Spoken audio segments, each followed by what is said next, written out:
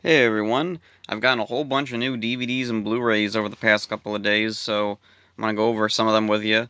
Now, first up, this is a new release from Shout Factory, under their Scream Factory name for some reason. I thought that was usually just for horror movies, but this is a more sci-fi movie, whatever. Fire in the Sky, it's a really cool sci-fi movie, really love this movie. I found, let's see, the tape a couple years ago, loved it. Really happy to get the Blu-ray because the DVD of it is getting kind of hard to find nowadays. This is a really cool movie with a really intense alien abduction scene towards the end. It's really cool. Really like that one.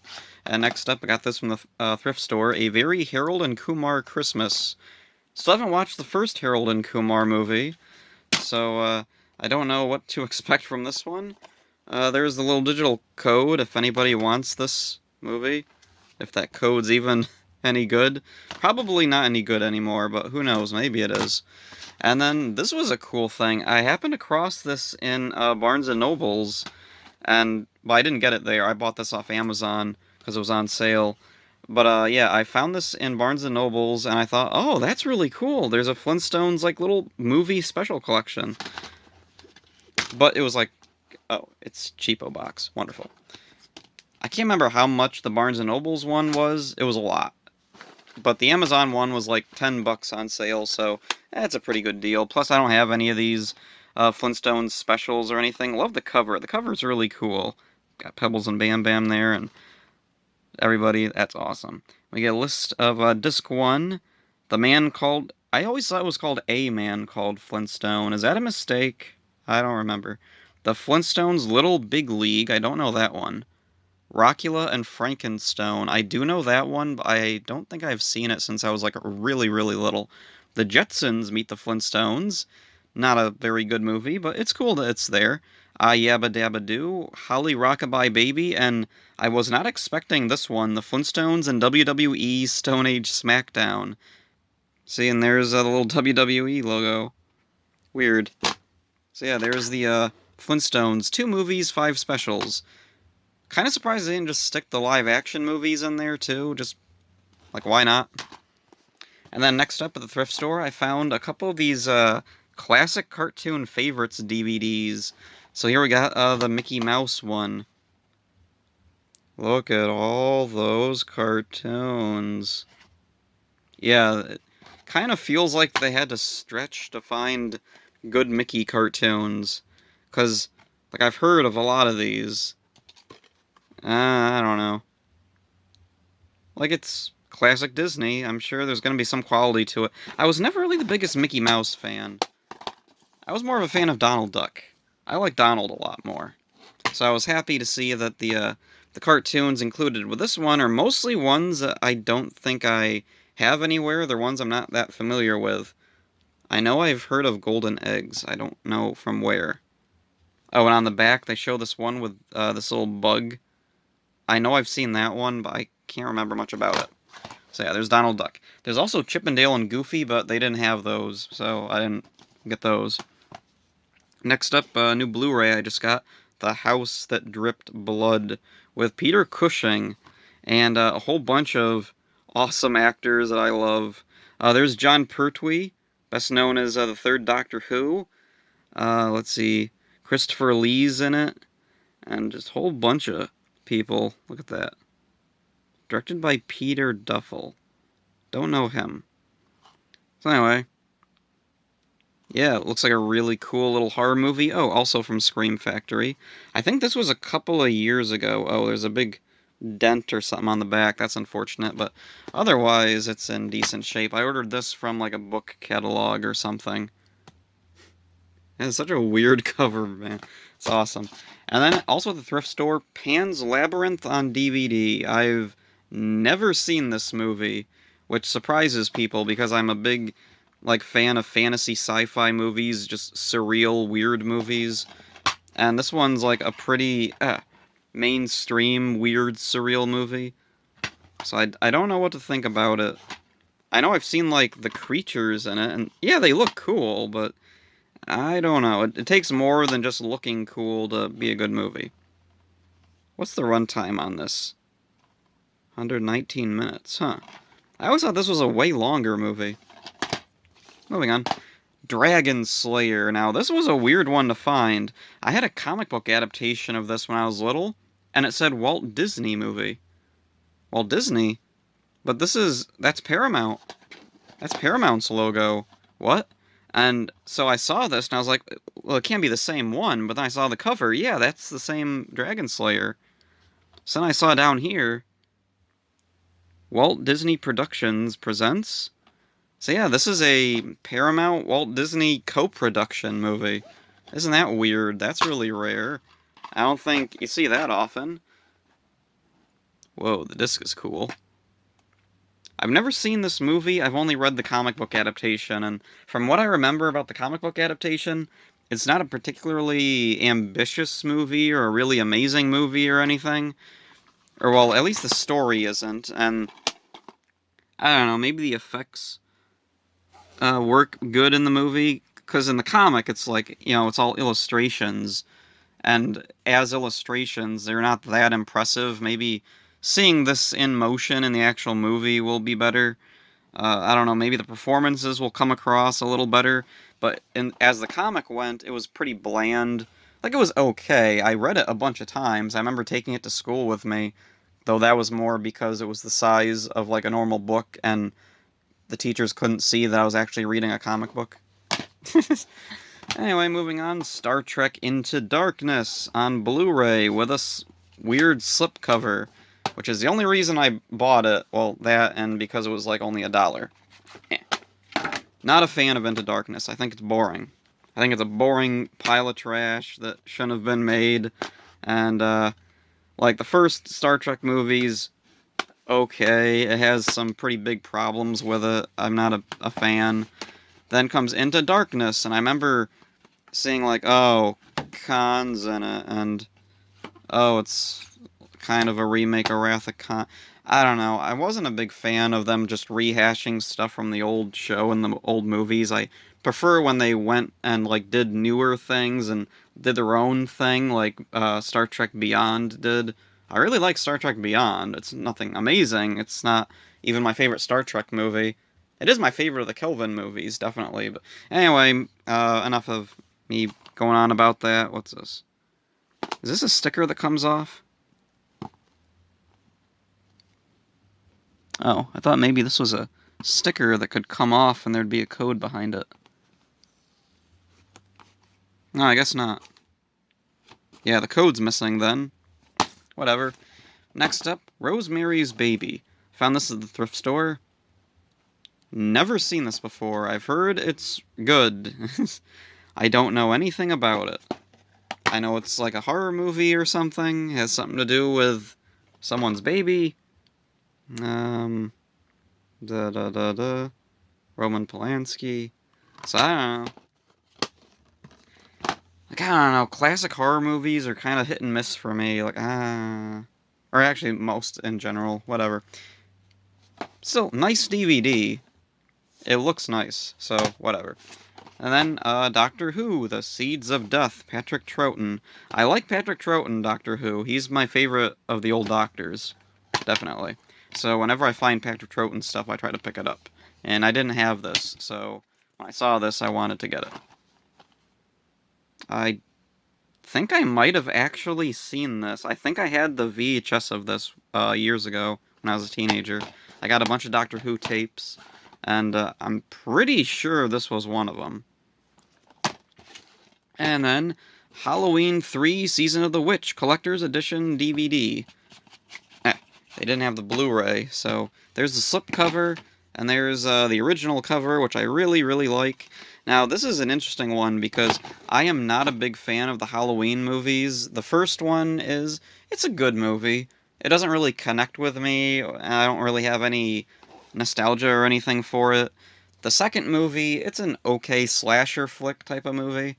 Then there's this one, which I really like. It's an interesting story with quirky characters. It's got that cool Silver Shamrock song. I like the masks. It's got a lot of cool Halloween stuff in it, which I love the Halloween season. So anyway, this one I really liked. It wasn't my favorite movie or anything, but I do like it, and I'm glad that it got this big special edition release. The other Halloween movies, the Michael Myers ones, just not as big a fan.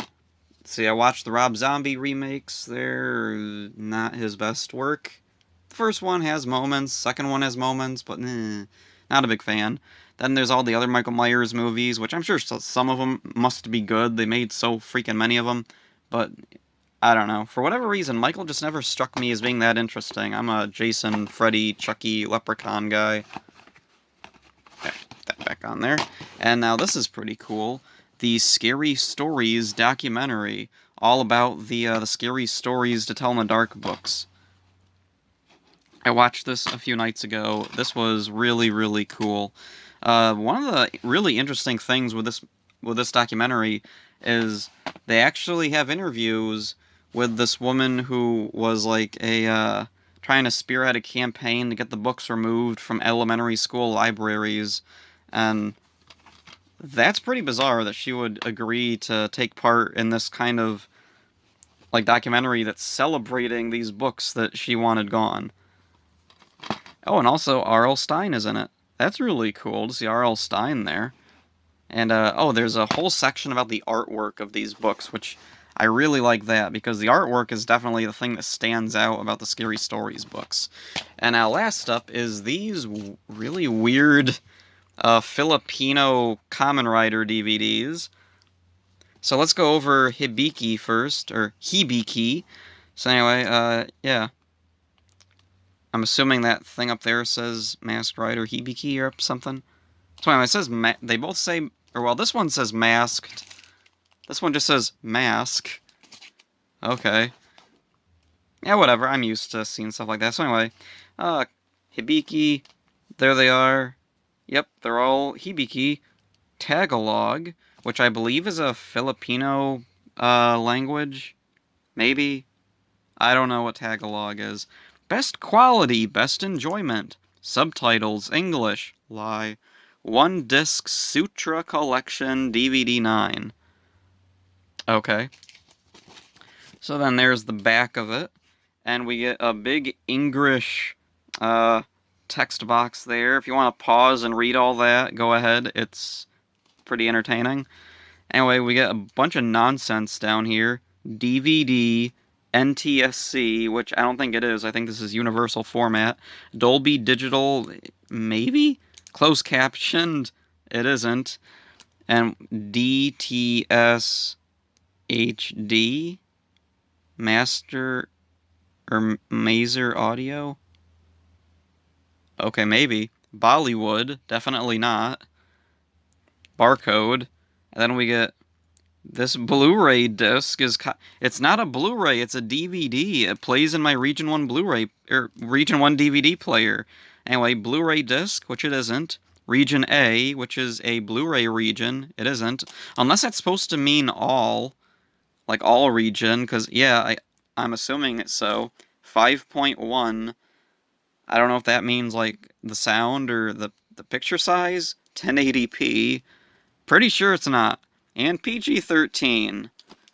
Pretty sure it was not rated PG-13 by, yeah, the Motion Picture Association or whoever does that. And then there's like a little sticker that says K-Ali. Don't know what that's all about. So anyway, these Filipino DVDs are really weird. There's a big cardboard sleeve that looks like it could fold out into a V chest box. Then the disc is slipped inside in a little slip cover there. I put this in. I started watching what's on there. What's on there is the first episode of Hibiki, taped off of TV. Apparently, in the Philippines, Hibiki was broadcast on Channel 5. Yeah. So I started watching it. There's an instrumental opening. Then it starts. The picture quality is pretty bad. Down in the corner, it says parental guidance.